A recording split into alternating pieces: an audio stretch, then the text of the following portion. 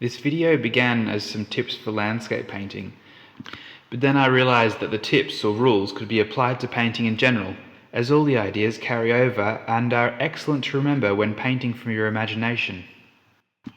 I learnt most of these rules while working as an apprentice for my grandfather George Haynes and his partner Jane Martin.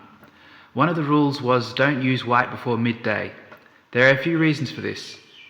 If you start using white while first establishing the painting, you will have to paint back over or next to an area where you have already put down white, and you may lose some intensity in your colours, and they may become pastel.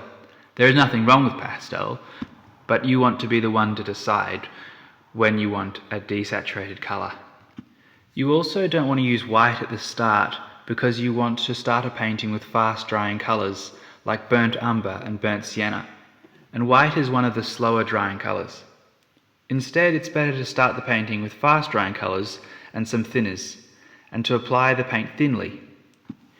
At this first stage, it is very easy to remove the paint with a rag as you get things where you want them.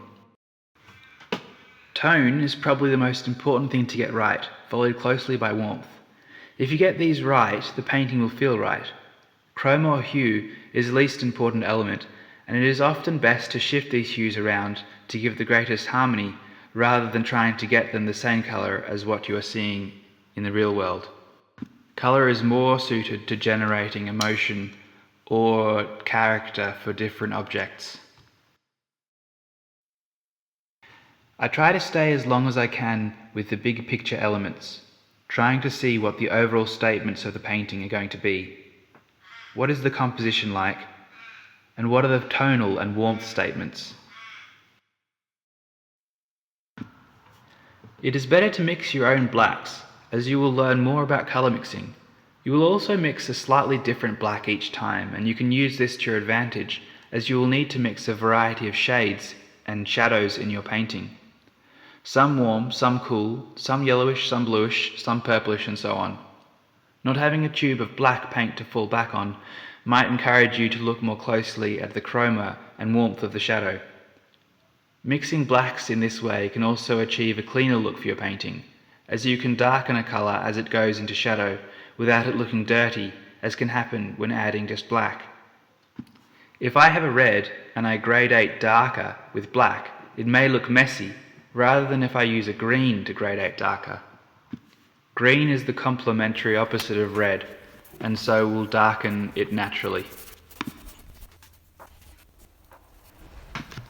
As you can see, here I have changed the composition around a fair bit from what I can see.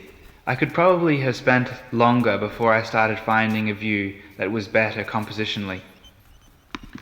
As you can see, here I have changed the composition around a fair bit from what I can see.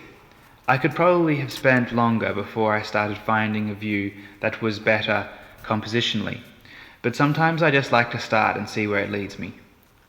I made a few changes, such as strengthening the outline of the path, as well as making sure there was a decent tonal shift between the foreground tree and shadow and the background trees and shadows.